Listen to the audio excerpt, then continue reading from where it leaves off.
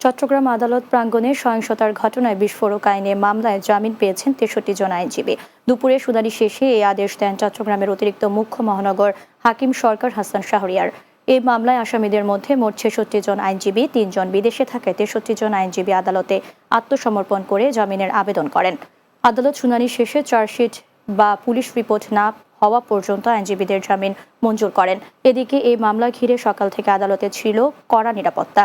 জামিনের আদেশের পর আইনজীবীদের একাংশ নিহত সাইফুল ইসলাম আলিফ হত্যার বিচার দাবিতে বিক্ষোভ করেন আদালত প্রাঙ্গণে।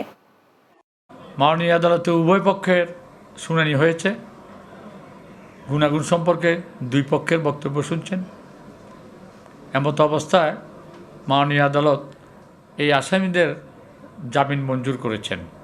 এই পর্যন্ত জামিন মঞ্জুর করেছেন এই মর্মে যে এই মামলাটা তদন্তাধীন আছে, তদন্তের রিপোর্ট পাওয়া পর্যন্ত আসামিগণ জামিনে থাকবে।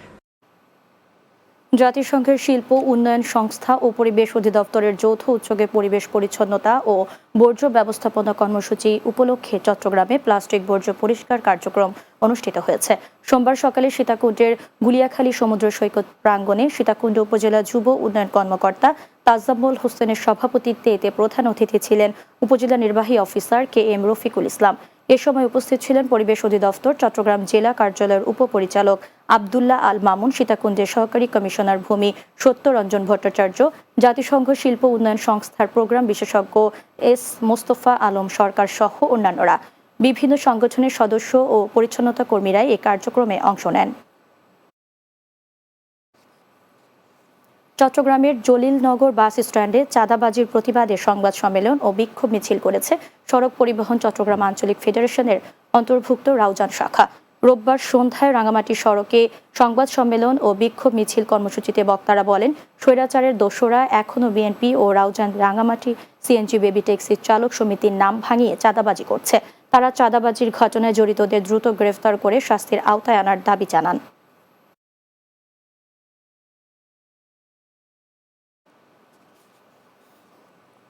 আগামী 14 জানুয়ারি চট্টগ্রামের আনোয়ার উপজেলার ওছখান আলীনগর কানু শাহ রহমতুল্লাহ আলাইহের বার্ষিক ওরস শরীফ অনুষ্ঠিত হবে। নগরীর একটি হলরুমে সংবাদ সম্মেলনে লিখিত বক্তব্য পাঠ করেন মাওলানা মোহাম্মদ নিসার মিয়া। এ সময় উপস্থিত ছিলেন মোহাম্মদ শাহনওয়াজ জামাল, আবু মুসা, মোহাম্মদ শরীফ জামাল, নুরুল কবির। পবিত্র ওরস উপলক্ষে মিলাদ মাহফিল, আখিরি মোনাজাত সহ 3 দিন ব্যাপী বিভিন্ন কর্মসূচি রয়েছে। চট্টগ্রাম আগ্রাবাদ এলাকায় অনুষ্ঠিত হল আস্তানায়ে নজির ভান্ডার দরবার শরীফের 65তম বার্ষিক ওরস শরীফ।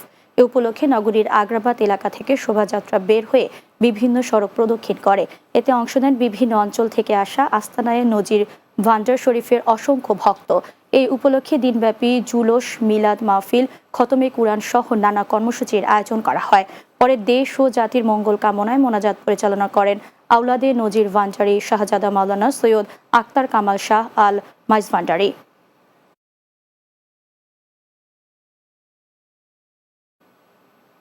শেষ করব দিনের বাংলা। যাওয়ার আগে সংবাদ শিরোনামগুলো জানিয়ে দিচ্ছি আরও একবার।